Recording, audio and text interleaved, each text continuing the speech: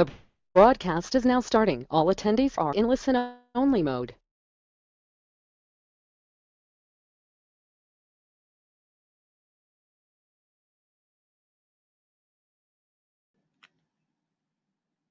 Good afternoon, everyone in webinar land. My name is Chris. I'm the marketing coordinator for Pioneer. I'm here with Jackie, the marketing manager. Hey, everyone. And Sandra, she's the operations director. And hi. And she is also going to co-star with us today. We're going to go over everyone's favorite topic, how to rank on page 1 of Google. And we're going to jump right in because we only have 1 hour, but we can learn how to do this in 1 hour, I promise. We're going to do it. So this isn't our first rodeo. We have some frequently asked questions such as, will there be Q&A after the webinar? Yes. Sandra is going to be managing your questions as you type them. If you want the copy of the slides, you're all going to get them after the webinar by email. And if you want to ask a question, you can type it into GoToWebinar or you can tweet us at Pinfotech on Twitter. And Sandra is going to look out for those questions and we'll get back to them at the end of the webinar. So moving along, our beautiful faces are right here. and right below, there's a little tweet again, just a little helpful reminder. If you aren't following us on Twitter already, please do so. And in the meantime, for the next hour, tweet us your questions. So moving right along, we're going to learn today the 3 essentials to ranking on page 1 of Google. They're actually a lot simpler than you think. It's just not easy. So just so you know, like you're going to have a lot of fun with how to learn how Google search works, how to use keywords effectively, and how to use your website reporting, which many of you I've heard aren't aware of. So we're going to focus on that as well. And jumping right into this, these are the little Google guys. We're going to explain more about this later, but this is our first slide, how Google works.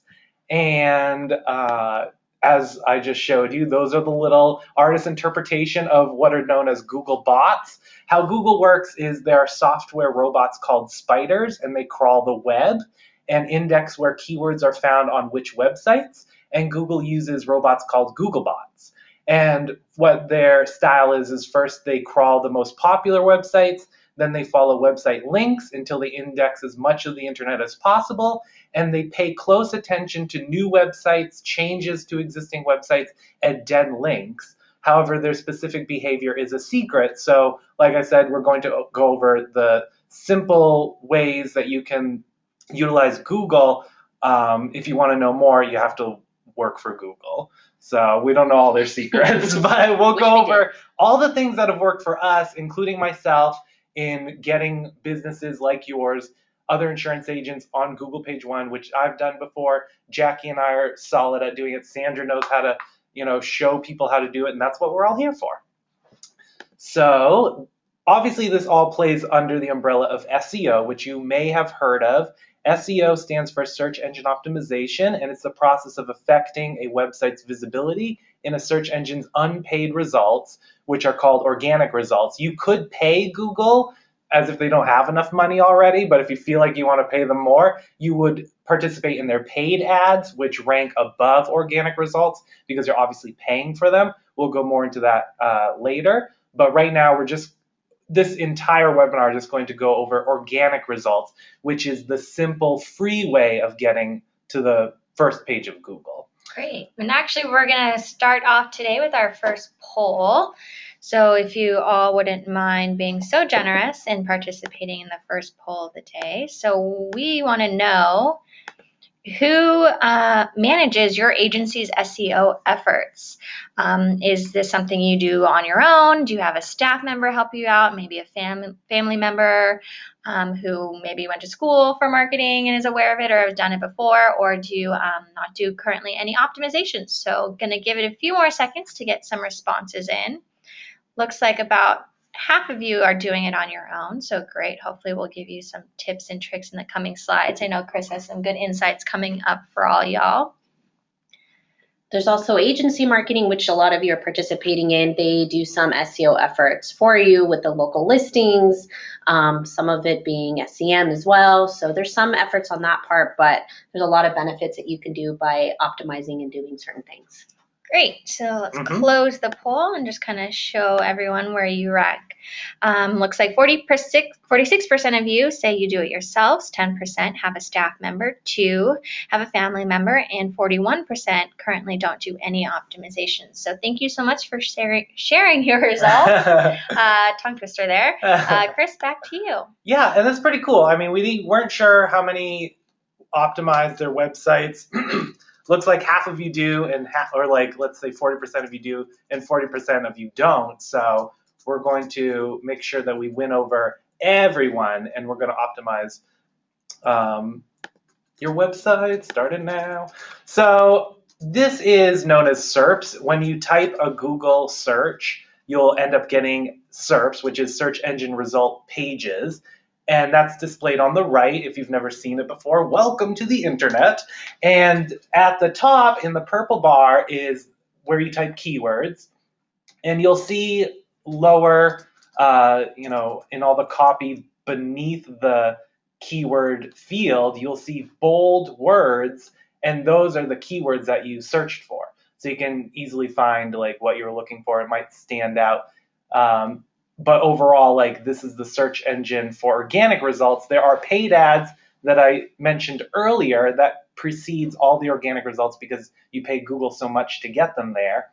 And then underneath that is known as a local pack. That is what Google gathers organically based off of information that you have on directories or on your website or on social media. And it basically consolidates all of that data to show relevant websites according to your search. So if you search for Chinese restaurant delivery, and then these restaurants like Superwalk or Bamboo Forest, they use those keywords on their website or in their directories, well, Google figures, well, they must sell or they must deliver Chinese food. So I'm going to place them at the top. And underneath, the rest is just organic search results, which is the remaining pages that also use those keywords, but maybe not as prominently as the ones that show up in the local pack. So just so you can see that and understand better why you want to optimize all your directories, this is why. It prioritizes things that are just more optimized, like in the local pack. So that's one reason you want to optimize all your websites, just for the sake of how Google will extract all the information when they want to display things in their search engine result pages. So that takes care of the SERPs page. I mentioned directories, which are a collection of data organized into categories, specializing in linking other websites. And as I mentioned, steps to improve your directories can be completing all of your data in all those fields that require your name, your address, your phone number. That's called NAP. You may hear some of our call center workers mentioning NAP, like driving that into your brain because it is so important. And that if it's included on your social media and your website, Google will understand that it's your business. And if traffic's going to all these different sources that has your information on it, Google might take your website more seriously and start to displaying it higher on Google search engines. So, as I mentioned earlier, sometimes directories just automatically grab information. Mm-hmm. So if you include it, then perfect. You don't need to work harder to make sure you're managing all these directories. It'll just extract information already out there that you've provided and organize it for you. And then in the meantime, if you don't know how to describe your business or why other businesses are ranking above yours on Google, then you just have to research keywords in your industry, and you'll discover what other people are doing better than you, or you'll even discover directories you didn't know existed. When I did this, again, it's just the Chinese restaurant delivery search. I discovered seamless.com. Never heard of it before, but apparently it's very prominent in food trucks and the restaurant industry and delivery. So they have a directory. If I hadn't known that, then I would have missed out on ranking under these directories. But because I did research, I discovered them and I made a profile, and Google takes care of the rest. And then same thing with Los Angeles, eat24hours.com. Los Angeles is just a subpage for eat24hours.com, which I'd never heard of. But if you're an insurance agent and you think you've taken care of all the directories like Yelp and AskJenny.com, if that's a thing. I don't know. She's the female equivalent of Jeeves. But if you think you've taken care of your directories already, well, you probably haven't. There's so many out there that you can still rank for. So just, complete all your information. Right. And not to interrupt you, Chris, but just You're to cool. let everyone know, obviously, if you're part of agency marketing, they do include local listing included in the package. So they're taking care of about 60 plus local directories for you. They actually update your NAP and they have your website URL on there, but sometimes the data is not updated. So if you've moved locations or if your phone number has changed, you definitely want to update all that contact details, including information like your photos and adding other business categories or putting information about your staff members, writing a personal bio. Those are things that they don't do for you. So they'll claim it for you, they'll give you the information, but there's a lot that you can do to really optimize and really have a successful presence with your local directories. Absolutely. And I'll show you the differences between an optimized directory and an unoptimized directory. So it will look more appealing to clickers and readers and internet surfers out there if you have an optimized directory, which we'll show a little bit later. Great. Yeah, I definitely think directories is an important topic to talk about, which is why it's our second poll of the day. Yeah. So I'm going to go ahead and launch it. And again, we'd appreciate all your participation with this. So we want to know, have you made any optimizations to your local directory listing? So as Sandra mentioned, through agency marketing, they have a program called Yext, which will help claim it and at least put some of the basics on there in terms of your name, address, and phone number and website URL. But have you done anything else? Have you added, your team members on there or links to your social profiles or a little bio? So gonna give it a few more seconds. Looks like about 31% of you have already done it, so awesome. And looks like just about 70% of you have not yet. So if you have any questions with that, definitely feel free to chat us in and we'll go over, I'm sure, some of those details later about how you can get more involved with your directories. So go ahead and close the poll and just share the results with everyone so you can see where you stand. But again, 31% have already optimized their local directories, so more power to you. And 69%, hopefully we can sway your mind a little bit more in the coming pages. Oh, we will. So now that you know directories, what we're going to go into next is the local packs, which I mentioned. That's when Google just automatically consolidates your information and lists it towards the top because it assumes that your website is high quality. That's why it's, all your directories are complete. If it has a lot of traffic and conversions, meaning like visitors land on your website and then do something on your website, like click on a blog or click on something to call you or get a quote, Google recognizes that as being a higher quality website. So they're going to show your website higher up. So local packs, as we mentioned, you want to complete your NAP across all directories, your name, address, and phone number. That's going to help Google understand that this is your business and this is another website that your business uses. So, if you have the wrong email address or the wrong phone number or even the wrong physical address, then Google's going to get confused and it's not going to rank you as high as it did if you had all of your directories consistent. And that's happened to me before at another insurance agent that I've worked with. They moved and then they had their old address, but they never optimized their Google My Business page. And people were still going to the old address and they were calling and saying, why do you have like one address and then you're telling me you live somewhere else? And I'm like, oh, well, that's my fault, not Google's. I apologize. So just, remove the hassle and make it easier for yourself and all your customers by making all of your information consistent across all the directories. And then your website hopefully will start showing up in local packs. So that's what this is all about.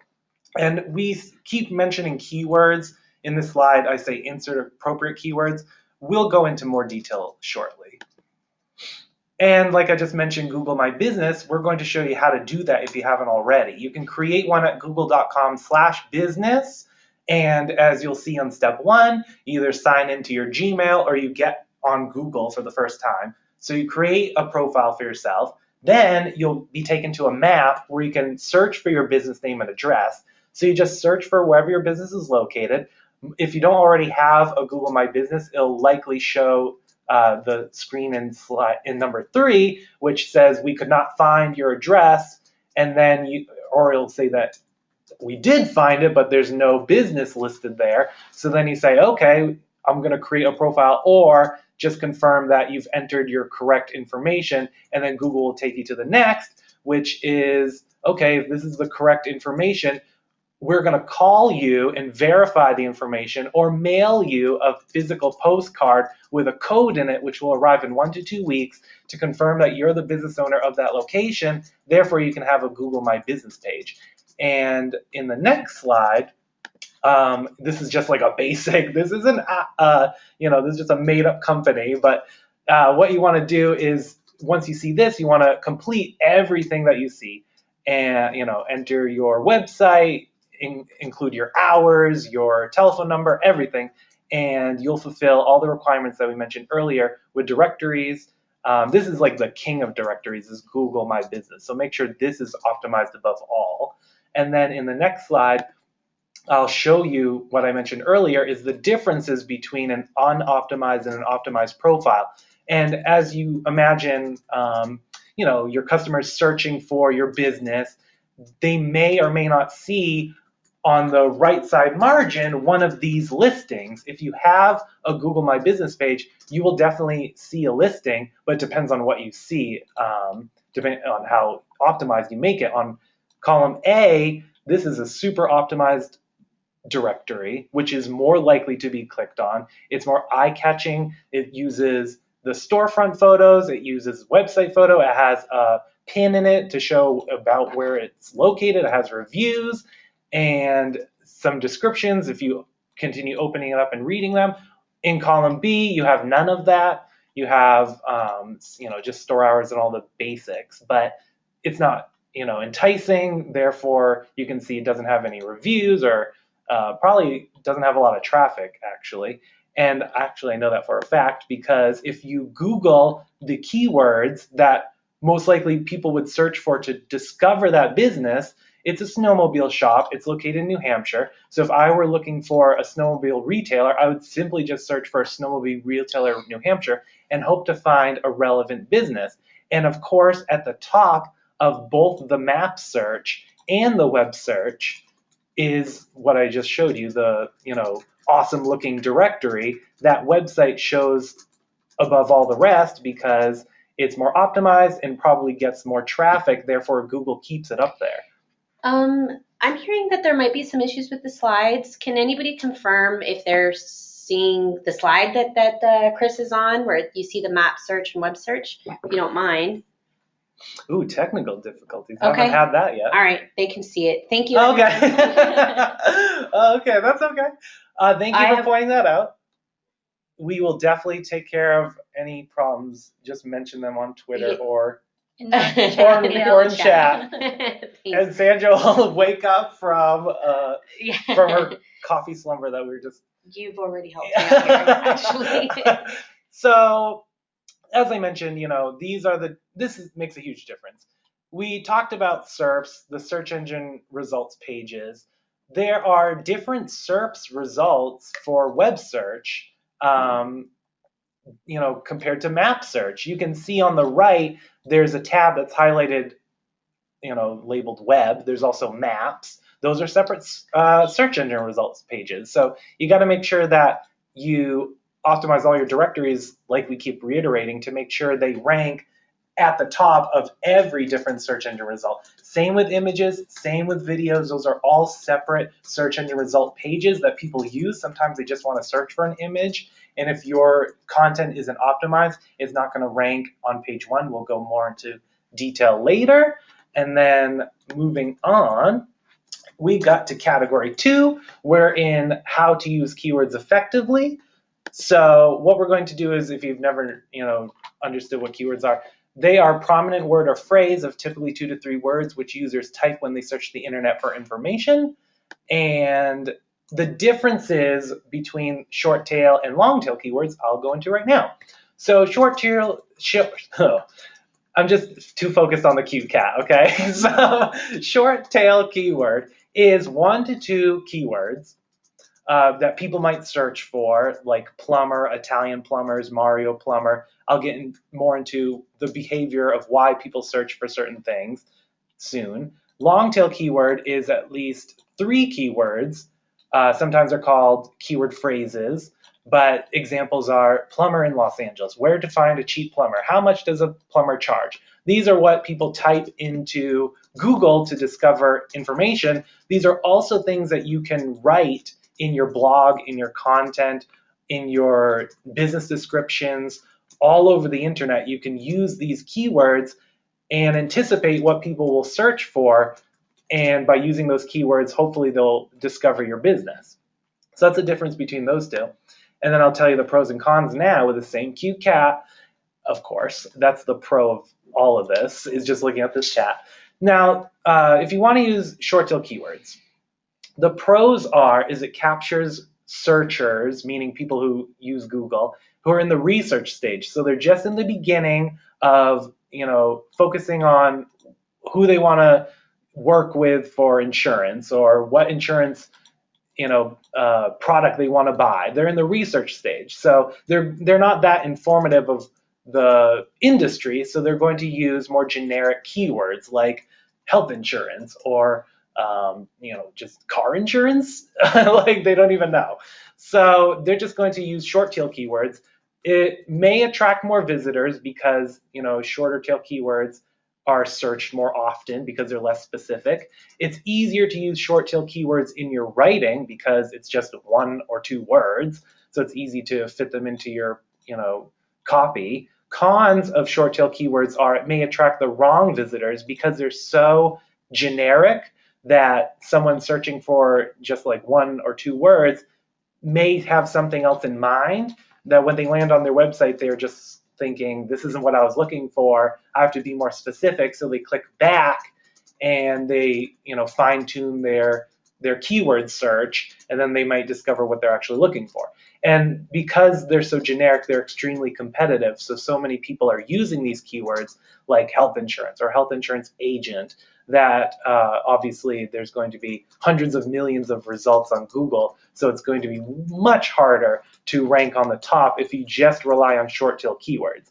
Now, on the other hand, you have long tail keywords, which if you use them and you figure who's searching for long tail keywords, well, they're going to capture people who are searching in the consideration stage. So if they understand more of what they're looking for and they're considering their options, let's say they have 2 insurance agents in mind and they're looking for, like just car insurance in Minneapolis, like their more specific search will narrow down fewer results. So they're in the consideration stage and they're using a long tail keyword. They're going to be less competitive because it's a longer tail keyword and fewer people are using them.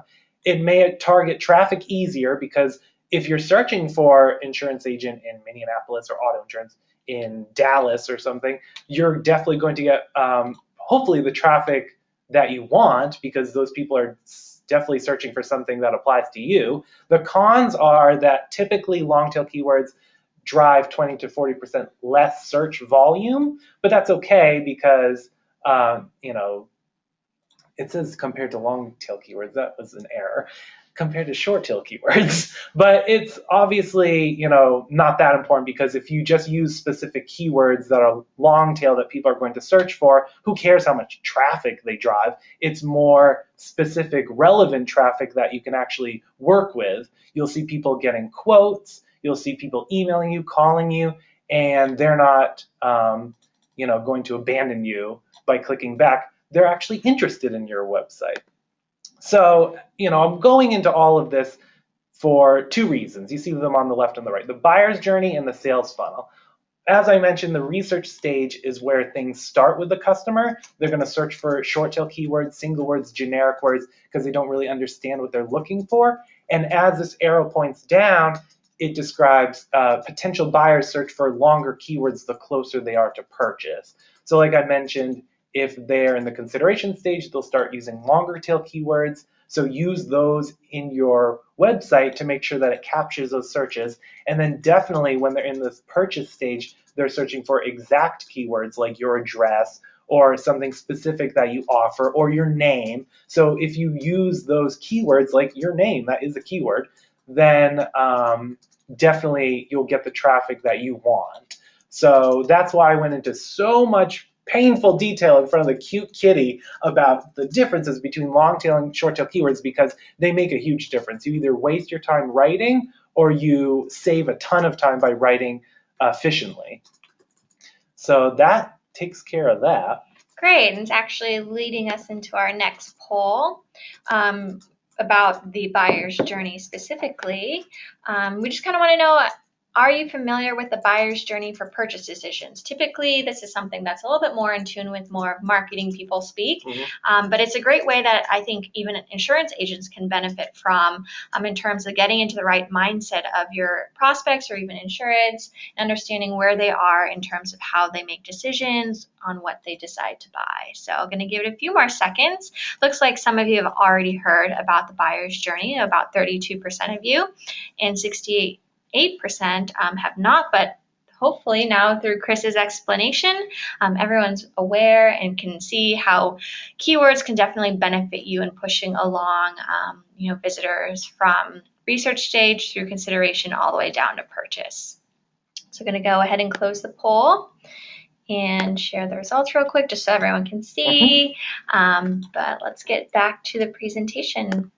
And back to you, Chris. Oh, definitely. Awesome. And, as we go into more wonky or, like Jackie said, marketing speak subjects, if it's over your head or if you're aware of certain things and not others, please bring it to our attention, because we can fine-tune our next webinar to answer things that you're definitely interested in and want to know more. So we're always wanting to know, well, what should our next webinar be? Will it be on how to rank on page 1 of Google Part 2? Maybe there will be such a webinar if you have enough questions for us. Yeah, definitely. We definitely want to hear everything that you guys want to hear more about. So as you exit today's webinar, just to give everyone a heads up, there will be a post-webinar survey, which may be prompted once you exit. So feel free to give us your feedback and any ideas, and we'll go ahead and better our webinars moving forward. Yay! So this webinar is pretty awesome so far. We're just getting into the keywords now. And we mentioned a little bit about why you want to use long tail versus short tail keywords. And I'll tell you now where you actually got to put them.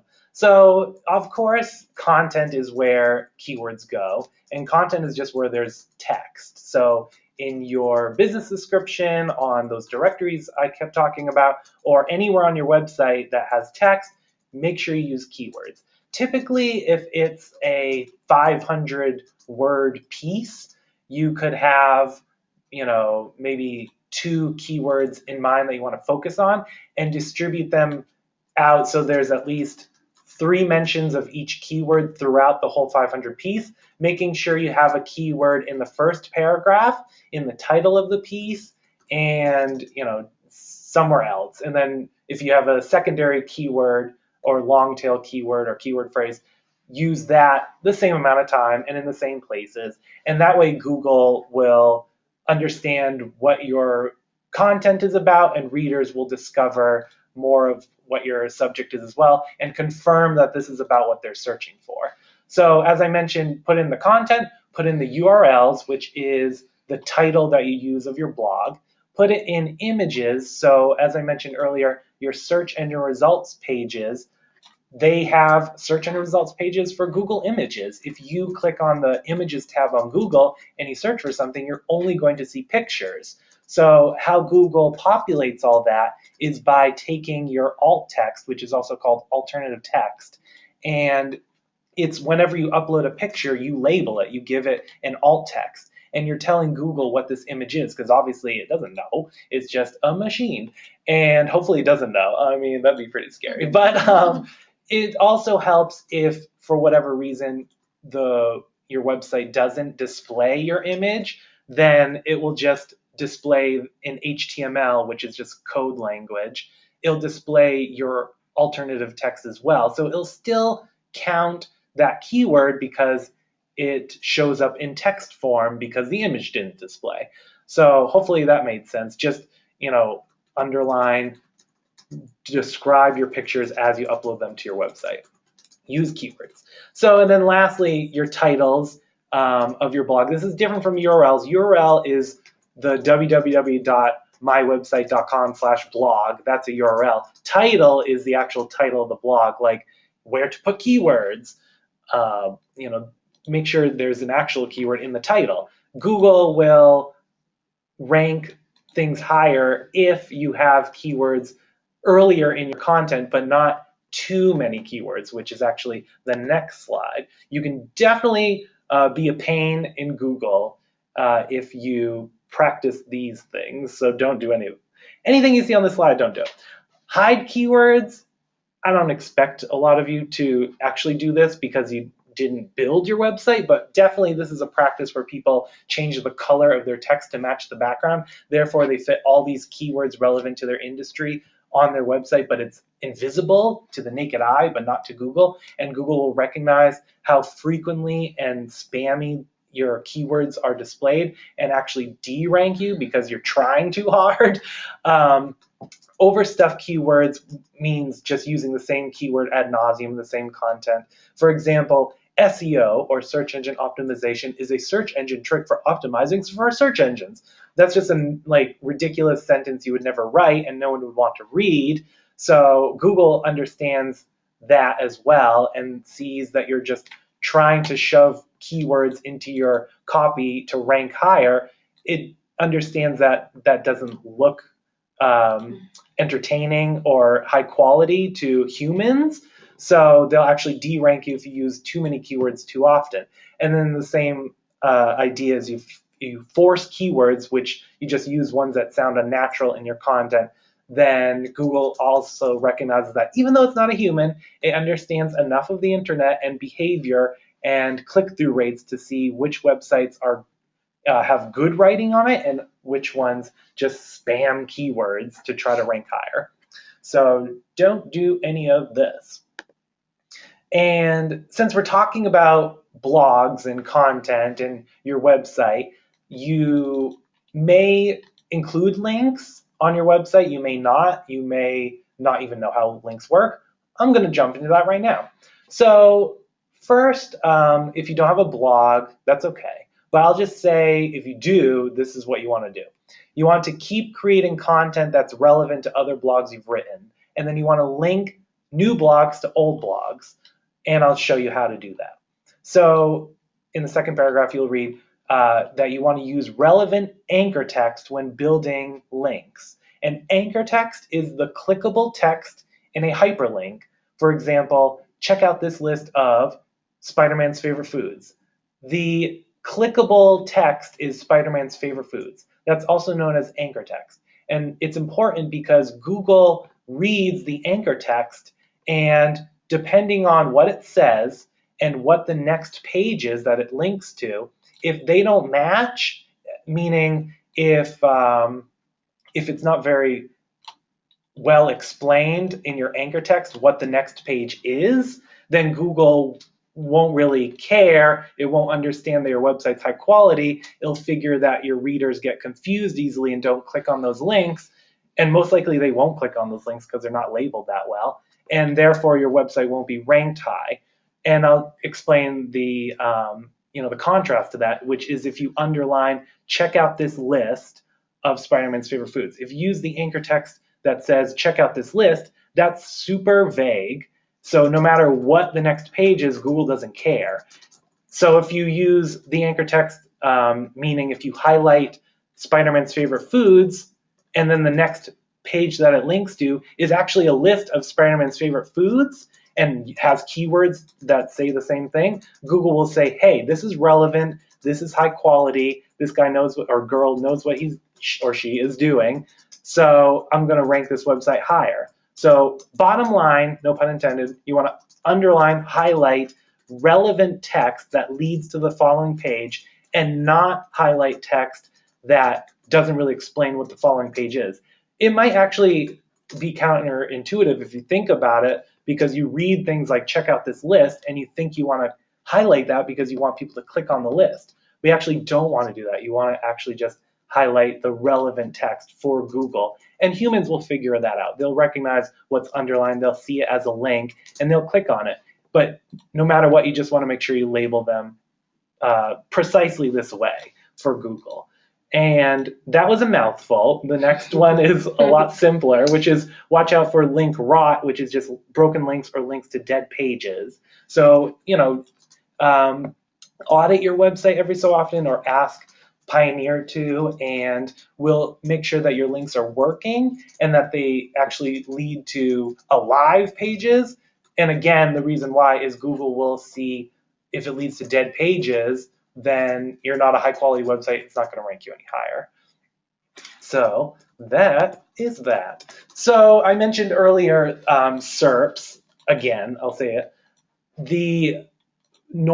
Usually people just search under the web tab, but obviously there's also the images tab, the videos tab. All of these pieces of content should be optimized as well. So videos have their own search engine results pages, so do images. You want to also optimize all of your videos, all of your images with short tail and long tail keywords so they can rank on these different SERPs. You want to obviously compare with competitors, see what keywords they're using, and search for, while you're at it, why not use the web tab and just search for something that if your customer needed how to fix a flat tire and there isn't a video that displays at the top of Google, well, it could mean two things. It means there's literally no video on how to fix a tire, or no one's labeled a video that well for Google to recognize that video. So take advantage, write or create a video, write keywords that describe that video when you upload it so that Google recognizes it and ranks it at the top.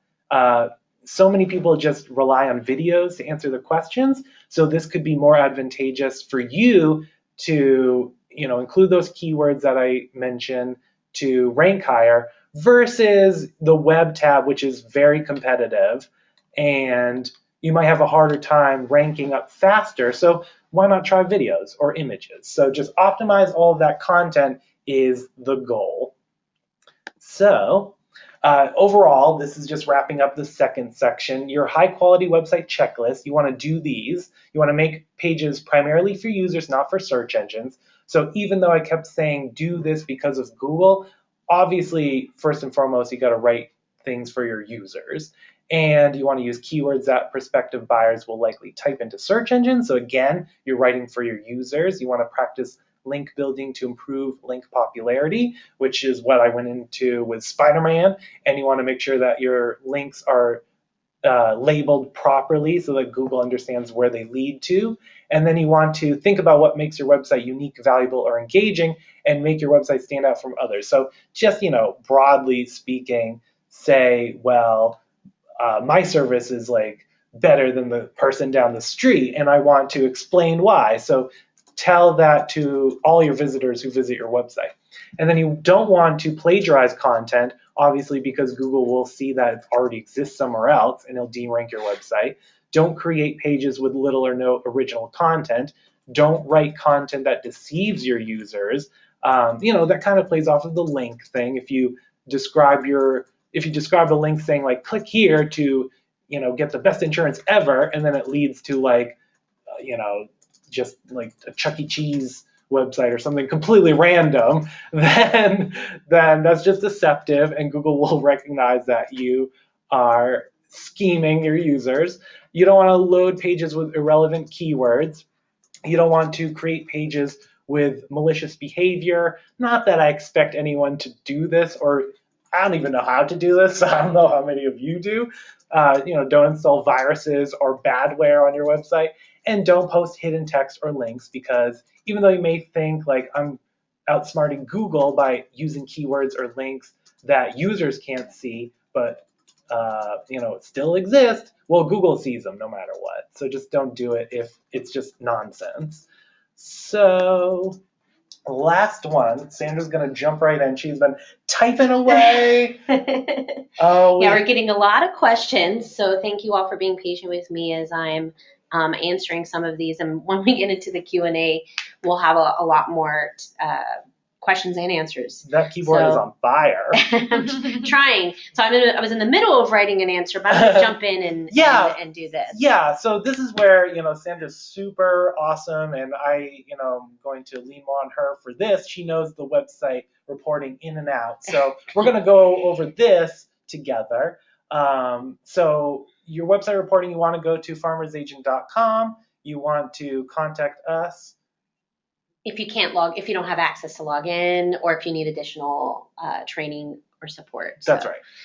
2/3 of you have some form of paid website subscription. So this website reporting that Chris has here highlighted on the right is just kind of the basic website reporting.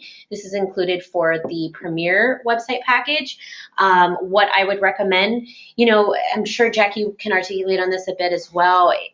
Analytics is the backbone to any marketer. So if you are working on any website optimization, or you're fixing your local listings and doing all of the things that Chris and Jackie have recommended, you should be looking at your reporting. You want to see what's working and what's not working.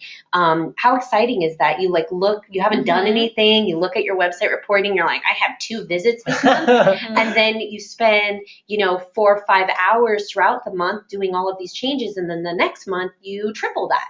So this is where you can look at your ROI, and it could be in terms of time spent.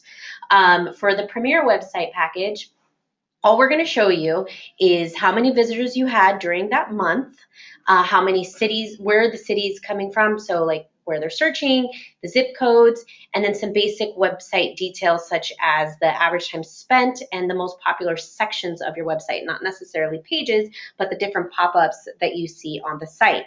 Now, if you want to get more details, you're going to look at the other website levels.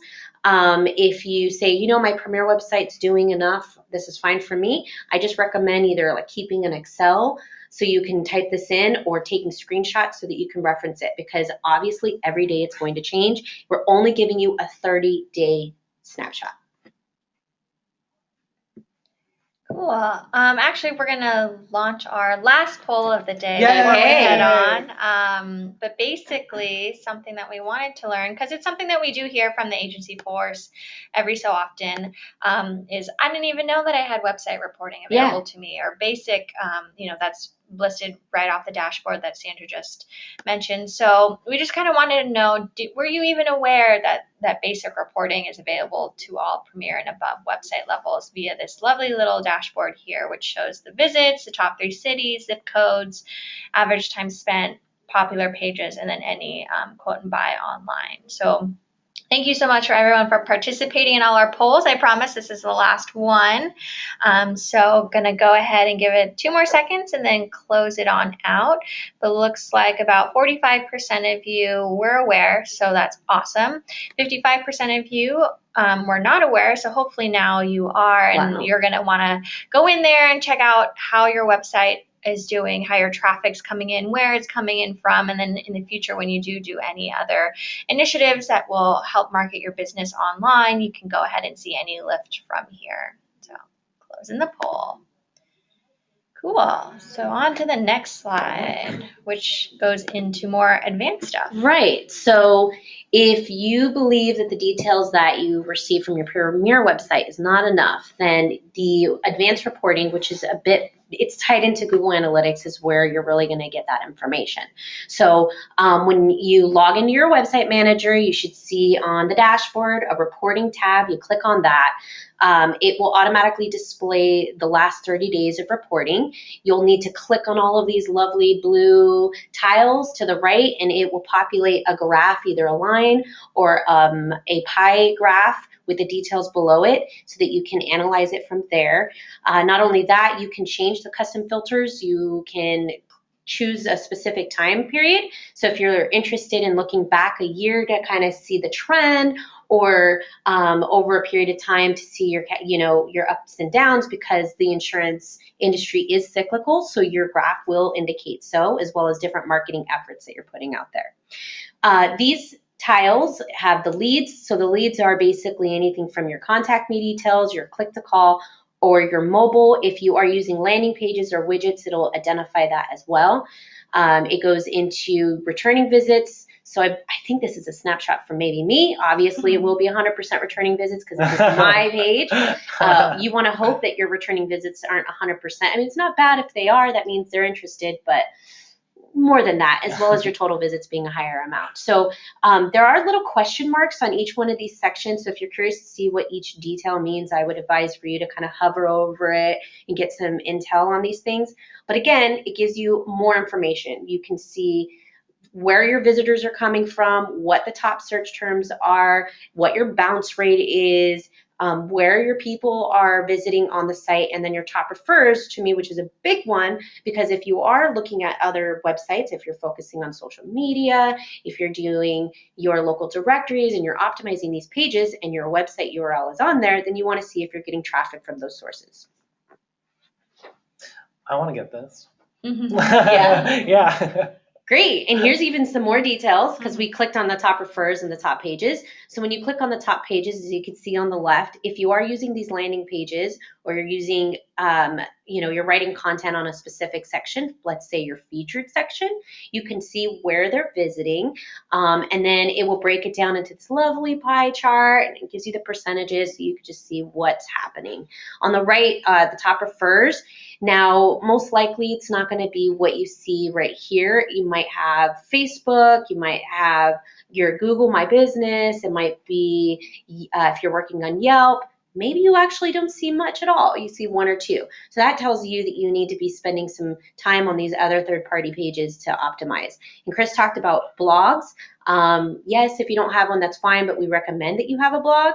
And if you're focusing on traffic, like doing a link back to your website, then you can see if you're getting traffic from your blog. Mm-hmm. So this is just another great way, some more detailed about the reporting.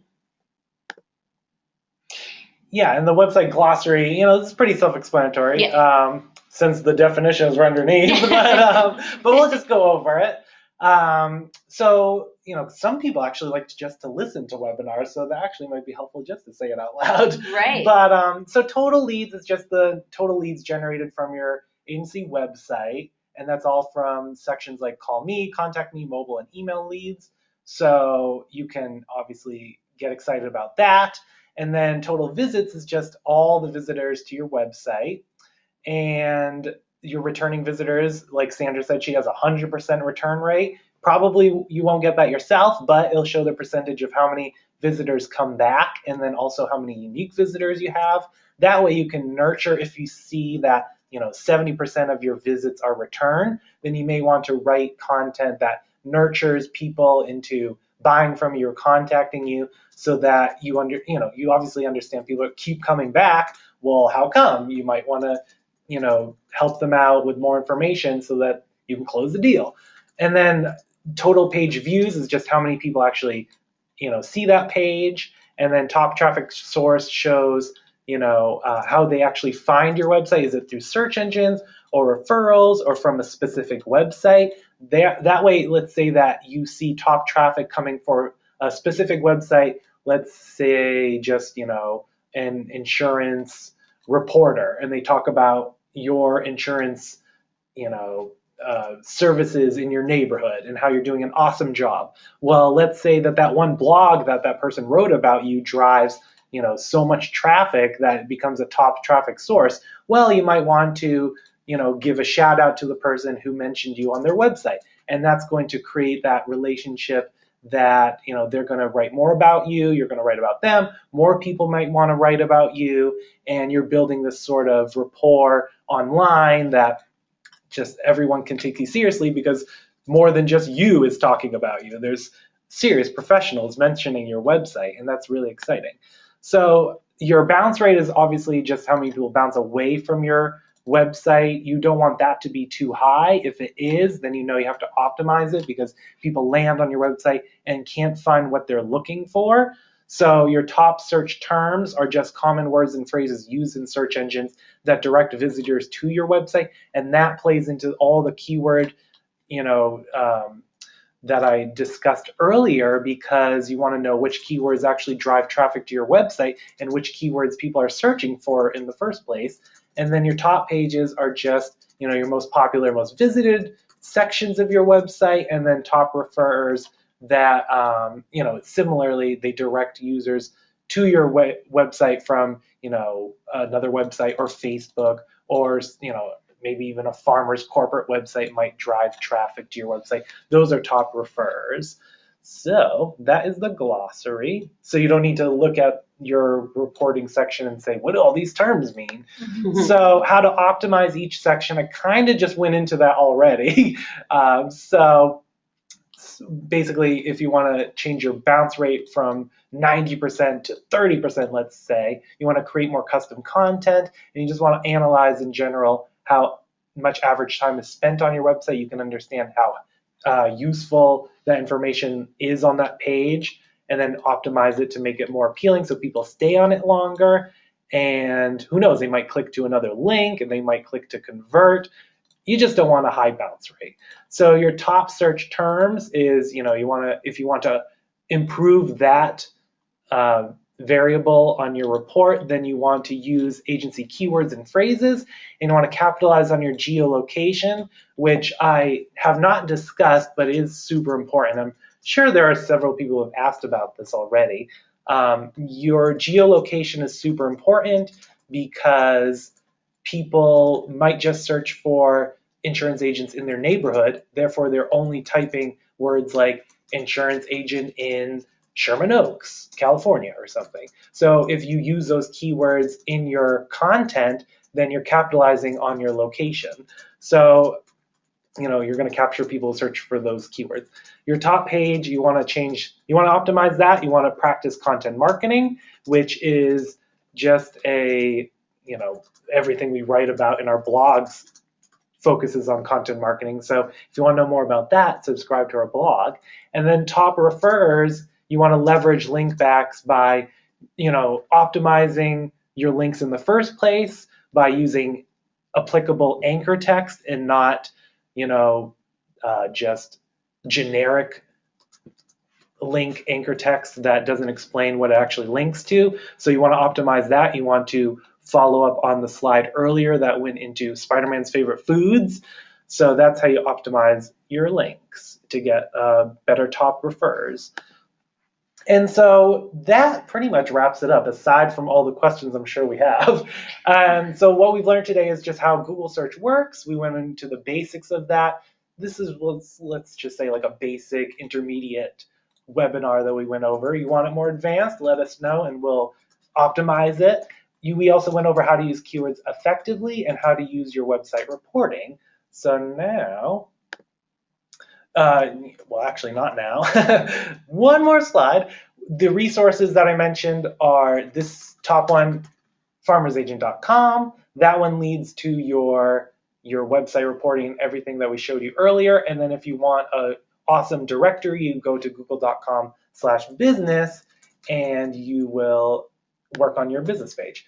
So now we'll ask questions. This is the thanks for joining us, but we are not leaving yet. We have questions and we have our contact information here. So if your question is too in-depth, you can forward it to us by email or you can call us and then we can go over it more on one-on-one. But in the meantime, are there any good questions? There's a lot of really good questions. I'm going to cover some of the basics, and Okay. maybe I'll point to Jackie or Chris and be like, jump on that I like one. it. Sounds good.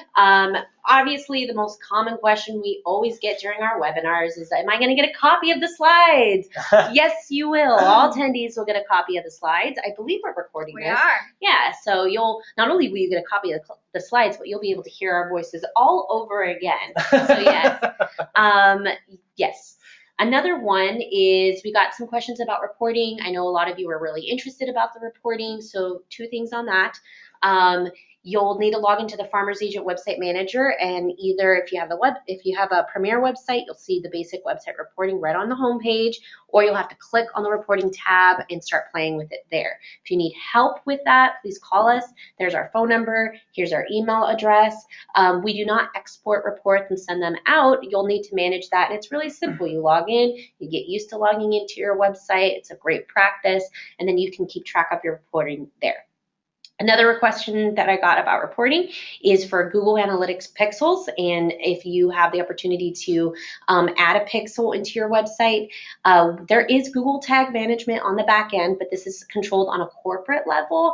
Unfortunately, we are unable to do that on an individual agent level, but you do have reporting, so there is a way to track it. It's on there. I recommend you use those reporting features. If you believe you're not getting what you'd like out of it, then let us know, but play with it first. See what's available before needing to use Google Pixels or Google tracking codes, because we're doing that for you.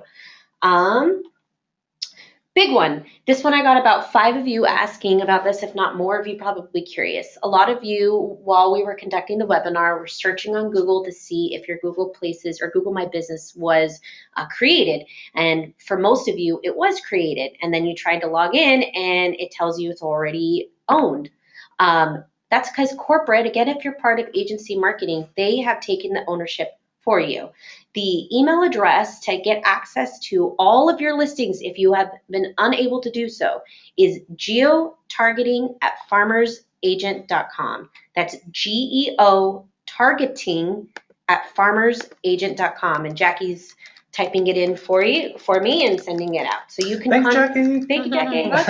So you can email them and inform them that you'd like to get access to your Yext account, and inform them you want to get access to your Google as well, because they're not connected. So you want to get Yext and you want to get Google access. They're not connected. All right, this one, I'm going to point to Jackie. How do I delete a negative review towards my agency when it's directed at the company, not my agency? So they're just asking about reviews in general.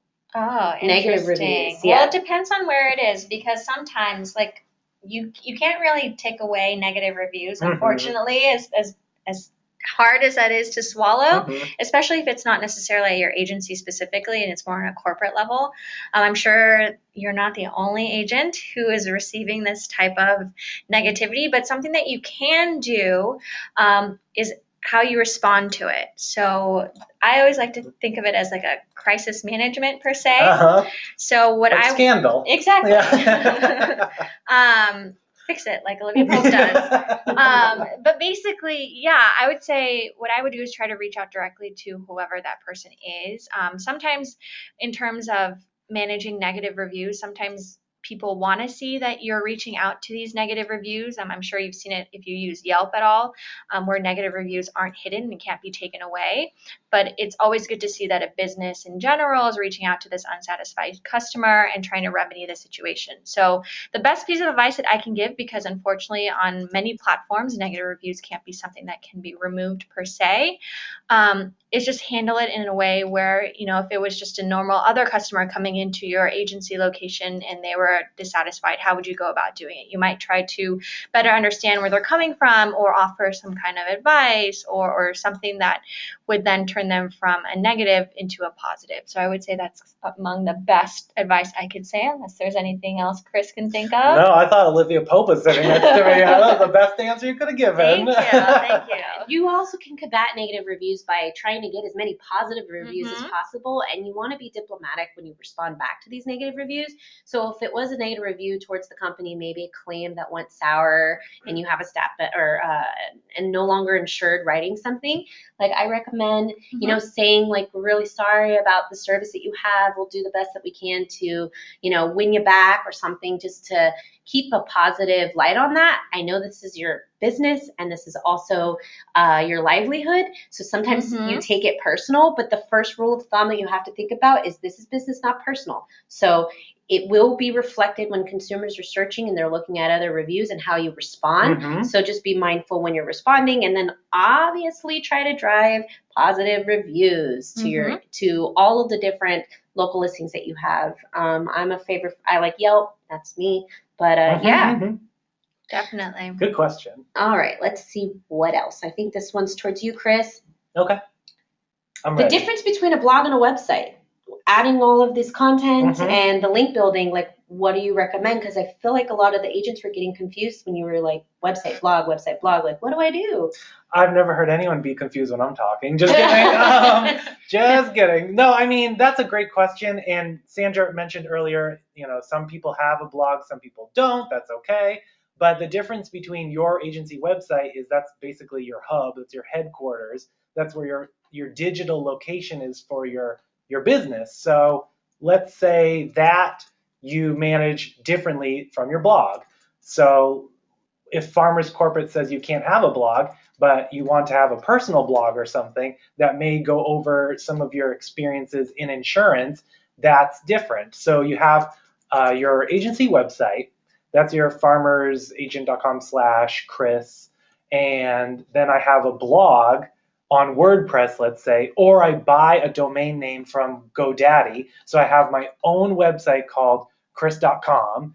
And then I make a blog, which is just, you can add a plugin if you get WordPress, which is one of the easiest to use blogging platforms, or you can just ask someone who knows how to set up websites to allow you to have a blog.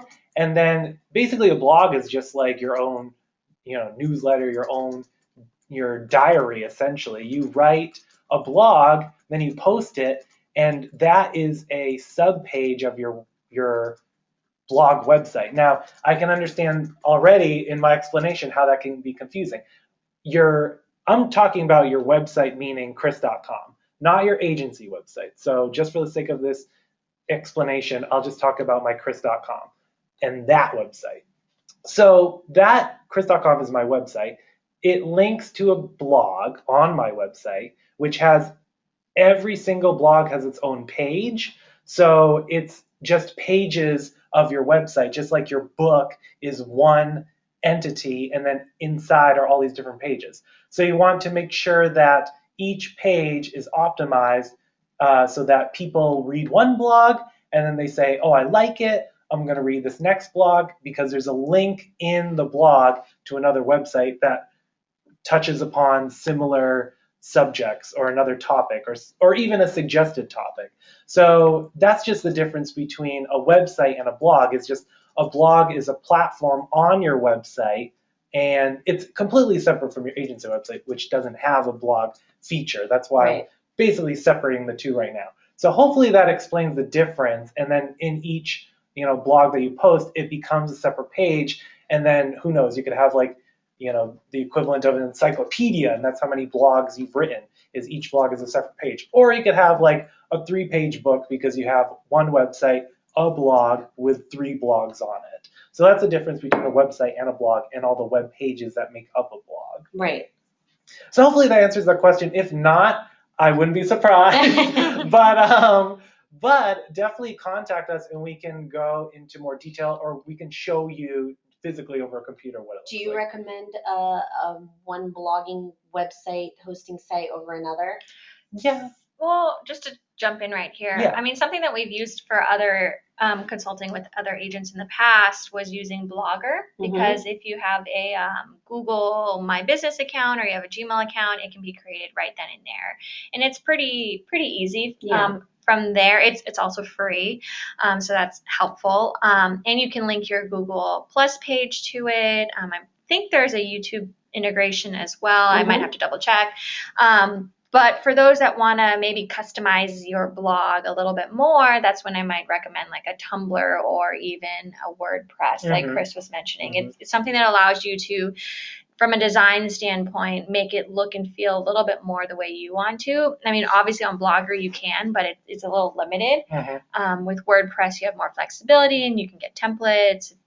Our Farmers program is a WordPress site. And then outside of that, like Chris said, if you want to go even more advanced, I think then is when you can get involved with a designer and start from scratch. Yeah, and if you don't want to blog, that's okay. And no, one of the agents was asking, does that leave us at the bottom of the list? It doesn't leave you at the bottom of the list because you have so many other options there. You can optimize the website, you can optimize all your local listings, you can do a social media marketing campaign where you're constantly posting and finding ways to attract more followers. So no, a blog is not like a must. We just recommend it because it is kind of the standard practice now for most businesses when they're looking at, educating their consumers or their visitors. Again, it depends on where their buyer journey is, where they're at in their journey. And blogs are usually used for kind of the nurturing part Right. and lead, obtaining some leads that way. But no, you do not have to have a blog. You can use your website almost as the blog if you'd like. So when you're creating content, you can do that. I think the biggest thing too to also stress is that, like Sandra said, like blogging, if you don't do it, it's not the end all be all, because there's a lot of different factors that can go into how you ranked on Google. Like Chris said, it could be your local packs, your directories, your keywords, obviously blogging, and then any activity from a social media standpoint. But I think one of the biggest things to note also is to be consistent with it. If you want to start ranking higher, well, Google doesn't want to see you posting a new piece of content on your website 1 month and then it takes 6 more months until you update it again. Like the thing that is important for Google is they're a search engine. At the end of the day, they want to provide people with the most relevant information for whatever they're searching for on Google, rather than going to Yahoo or Bing. And so that being, it's important that you're always consistently providing quality, up-to-date information so that whenever Google is doing their little algorithm search, they see, oh, looks like Chris's insurance agency just posted something today, and it's actually matching the keywords that this consumer is putting into their query. So again, the biggest thing that I can note is, and it's something that we definitely hear a lot from the agency force is, well, I posted a new piece of content, and I've done it twice now and I haven't seen anything. But then when we ask, okay, well, when did you do the first one? And then when did you do the second one? It's 9 months apart or even 3 months apart. So consistency is definitely key. And some of the tricks that we have is like you can create a content calendar, and we can definitely go more in depth if this is something you guys want to talk about more about. Just put in the survey feedback. But there's a whole list of tips and tricks that can be implemented to help you stay on track with your content creation and helping you rank higher as well. Yeah, and then we had one more question about blogging, and then I think we'll be done with that. So Facebook themselves is coming out with Facebook Notes, I believe, which is kind of like a blogging feature. So if you want to use Facebook as a blog, wait until that feature comes out, because it's basically they're copying another well-known blogging platform. So they'll be rolling that out. And then if you want to blog via Facebook, you can. It looks like a blog, but don't do it through your status currently. Yes, long-form content is great, but don't blog via your status. Wait till Facebook rolls out with this new feature. And another thing that if you are, as business owners, have a LinkedIn page, you can use LinkedIn Pulse. So LinkedIn Pulse is another form of kind of a blogging feature. So if you don't want to create a new blog or do anything like that, but you want to use your current platforms, just be patient. Use Facebook, not on your status. Wait till Facebook Notes come out. And then LinkedIn Pulse is another one that you can do. All right. Good call. Yeah. Another question or comment more than a question. Since we're talking about content, it seems like, of course, this is always like a segue into content, it seems like. One of the questions I got, or statements, was Farmers controls 99% of the content on the agent website. So your website is a form of advertisement. So you do have to consider branding as well as tone of voice when you're updating your website. So your blog, I would absolutely say stay away from Farmers, period, for compliance purposes. But the website, you can tailor that towards farmers, talk about the product. You have a lot of flexibility. Yes, some of your content does need to go to farmers compliance because, again, they're putting their name on it. It's part of the branding. They want to make sure you're following the best practices and compliance practices. Not all of the content goes to farmers. And again, they're just checking to see if you're abiding by the compliance standards. You have the freedom and flexibility to write the content, add the photos that you want. If you find that you're getting it denied, there's clearly some kind of branding issue or tone of voice issue, and our team here will in fact inform you what that issue is. You're not going to be left in the dark. You're going to get an email telling you, hey, this is the problem. And any of the content that does come through, and if we want to optimize it, because we're thinking of you. We want it to sound good and have, you know, a nice flow to it. We will optimize that content for you. So Farmers does not control 99% of the content of the agent website. If you do nothing with it, yes, they do. Then all the content there is default, and they control 100% of the content. But if you want to start customizing and you find that, you know, the process for the compliance is a little daunting, call us and we'll be happy to walk you through that and work with you on that. Good question. We had an agent ask, can we have Pioneer Infotech do an audit or overview of my website and recommend updates? See the number on the screen? Give us a call. We'd be happy to do that and work with you on that. Yay. Cool.